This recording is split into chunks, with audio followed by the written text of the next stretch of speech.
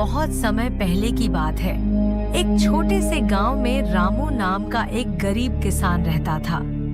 उसकी खेती बाड़ी बहुत छोटी थी और हर साल उसे मुश्किल से ही खाना मिलता था। वह हमेशा सोचता था कि अगर उसके पास थोड़ी धन दौलत होती तो उसकी जिंदगी बदल जाती। एक दिन रामू खेत में काम कर रहा था, तभी उसने एक चमकती हुई चीज देखी। जैसे ही उसने उसे उठाया, उसे पता चला कि यह एक जादुई नल था। नल से पानी नहीं बल्कि सोने और चांदी के सिक्के निकलते थे। रामू ने सोचा कि अब उसकी किस्मत बदल जाएगी। उसने नल को घर ले जाकर इसे अपनी जरूरत के अनुसार इस्तेमाल करने का फैसला किया।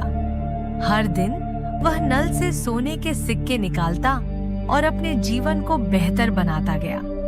उसने अपने लिए एक बड़ा घर बनवाया, अच्छी खेती की और गांव में सम्मानित होने लगा। लेकिन धीरे धीरे उसकी लालच बढ़ने लगी। वह और अधिक दौलत चाहता था। एक दिन रामू ने सोचा कि अगर नल से और भी अधिक सोना निकले तो वह और भी अमीर बन जाएगा। उसने नल को जितना संभव हो सके खुला छोड़ दिया, लेकिन नल ने उसे चेतावनी दी, यदि तुम मेरी शक्ति का दुरुपयोग करोगे तो तुम सब कुछ खो दोगे। रामू ने चेतावनी की अनदेखी की और नल को खुला छोड़ दिया।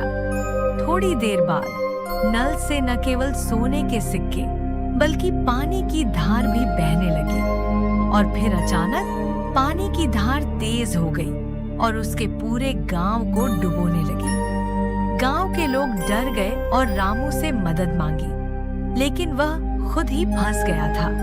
वह समझ गया कि उसकी लालच ने उसे इस स्थिति में ला खड़ा किया है।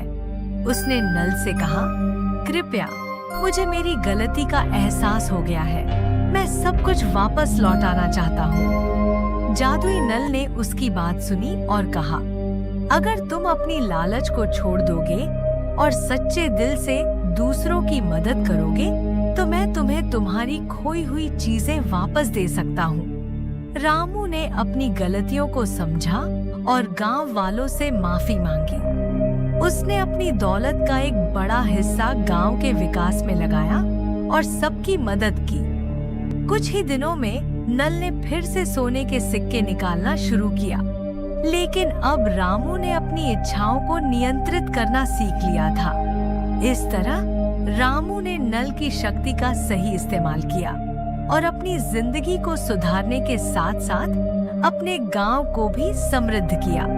उसने समझा कि सच्ची खुशी दौलत में नहीं बल्कि दूसरों की मदद करने में है। और इस तरह जादुई नल की कहानी हमें यह सिखाती है कि लालच से केवल नुकसान होता है और सच्ची खुशी साझा करने में है।